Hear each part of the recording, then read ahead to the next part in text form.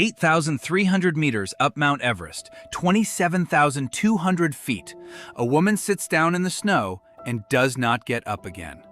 Only hours earlier, she had become one of the first women in history to reach the top of the tallest mountain on Earth.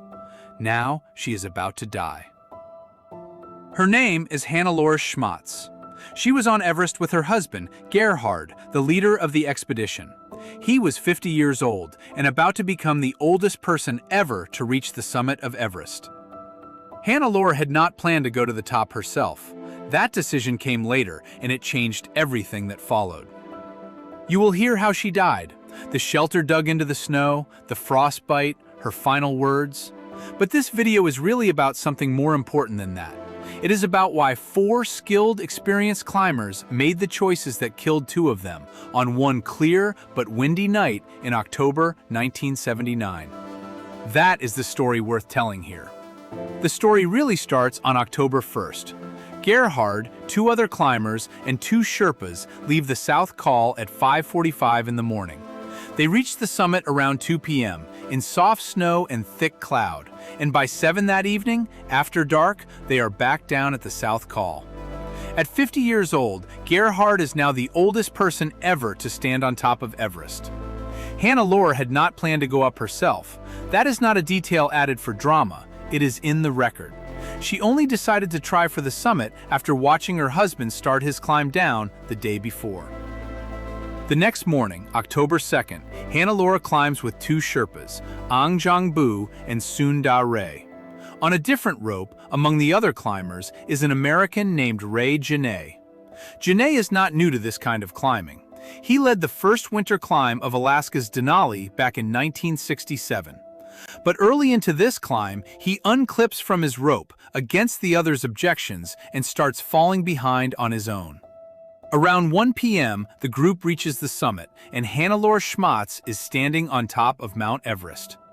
Then the weather turns. Snow first, then a hard wind, with temperatures dropping fast as the group starts back down. By 5 p.m., the lead climbers reach an old camp at about 8,400 meters. Below them, on a steep part of the mountain, Ray Genet runs out of oxygen. He refuses to keep going down and wants to stop for the night right there with no tent in a rough hole dug into the snow. Their Sherpas tell them more than once not to stop. They stop anyway. Ang Jong-bu heads down alone to get more oxygen from a supply point lower on the mountain and reaches the South Col safely around 9:30 that night. Genet, Schmatz, and Sunda Ray stay behind at around 8,400 to 8,500 meters, with no stove and no fuel to melt snow into water. Through the night, the wind gets worse. Genet is frostbitten, out of oxygen, and at this altitude, almost certainly not thinking clearly anymore. Before sunrise, he dies from the cold. 2 people are left on that ridge. Only one of them will get up in the morning. The morning of October 3rd, Sunda Ray climbs down a short way to reach the extra oxygen, then climbs back up to Schmatz. They leave Genet's body in the snow and start moving down together. From the South Col, other climbers can see them the whole way, 2 small figures moving slowly down the ridge. A rescue team had already left camp at dawn, carrying oxygen, and one climber from that team reaches the South Col by 8:30 a.m. and starts climbing up right away. By the time they can see the ridge clearly, only one figure is still moving. At around 8,300 meters, Hannelore Schmatz sits down and tells Sunda Ray she cannot go any farther. She dies there, from cold, exhaustion, and lack of oxygen, at 39 years old. The first woman in history to die on Mount Everest. Her last words, according to Sunda Ray, were 2. Water, water. Sunda Ray keeps going alone, and when the rescue team reaches him, he is snowblind, with both feet badly frostbitten. The cost of staying with her for as long as he did. He will lose most of his fingers and toes. But it does not end his climbing. Sunda Ray goes on to reach the top of Everest 4 more times, missing fingers and toes and all, and becomes the first person in history to summit Everest 3 times. 10 years later, he dies near his home village. Most accounts say it was suicide. Climbing Everest 5 times could not undo what happened to him on this mountain.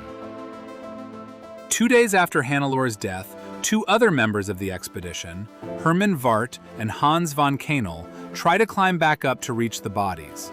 But strong wind and bad weather stop them before they get close. Genet's body disappears under fresh snow within a few months, and nobody sees it again. Her body does not move. So why did 4 skilled climbers make choices that killed 2 of them? Start with how the expedition was planned. It was built to move fast and light. No tent was carried onto that part of the mountain, and extra oxygen was left at lower camps instead of carried up. This is a real strategy that experienced teams use. Move quickly and accept that if something goes wrong above the last camp, you have very little to fall back on. It works until the day it does not. Then there is Hannelore's own decision. She had not planned her summit day the way the other climbers had. She decided to go up only after watching her husband come down, which meant she was deciding as she went, with less room for error than the ones who had planned around this exact day. And then there is the altitude itself, doing what altitude does above 8,000 meters. Genet's choice to stop moving, against the direct warning of his own Sherpas, is a mistake climbers still make today. There is even a name for it: summit fever, when the drive to finish a climb overrides good judgment. At that height, the brain is starved of oxygen, and it becomes measurably worse at making exactly this kind of decision. Genet was not inexperienced. He was one of the best high-altitude climbers alive. It did not matter. At 8,400 meters, skill does not fully protect you from your own oxygen-starved brain telling you that stopping is a good idea. That is the real why. Not one bad choice, but several choices that each made sense on their own, like moving fast, deciding late, and stopping when exhausted, which only became a disaster because they all happened on the same mountain, on the same night. What happened to her body afterward became its own strange story. For more than 20 years, from the early 1980s to the late 2000s, she stayed exactly where she died, leaning against her pack, eyes open, hair moving in the wind. More than one climber, years apart, first mistook her for a tent, before getting close enough to see what they were really looking at. Her climbing rope held her in place through years of strong wind, until around 1982, when someone, nobody knows who, seems to have cut it loose. She stayed sitting anyway. In 1980, Gerhard found his dead wife's camera for sale in a shop in Kathmandu, and bought it back for $200, certain someone had taken it from her body. In October 1984, 5 years after that first failed attempt, Nepal sent a police team to bring her down. A police officer, Yogendra Thapa, and his Sherpa guide, Ong Dorji, both fell to their deaths at around 8,400 meters while trying to reach her. The mountain eventually did what 2 organized attempts and 1 cut rope could not. Strong winds tore her body loose sometime in the years that followed and carried it down the far side of the mountain. By the late 2000s, she was gone from the route completely. In 1999, Helga Henge became the first German woman to survive climbing to the top of Everest, 20 years after Hannelore, using a different route from the north side.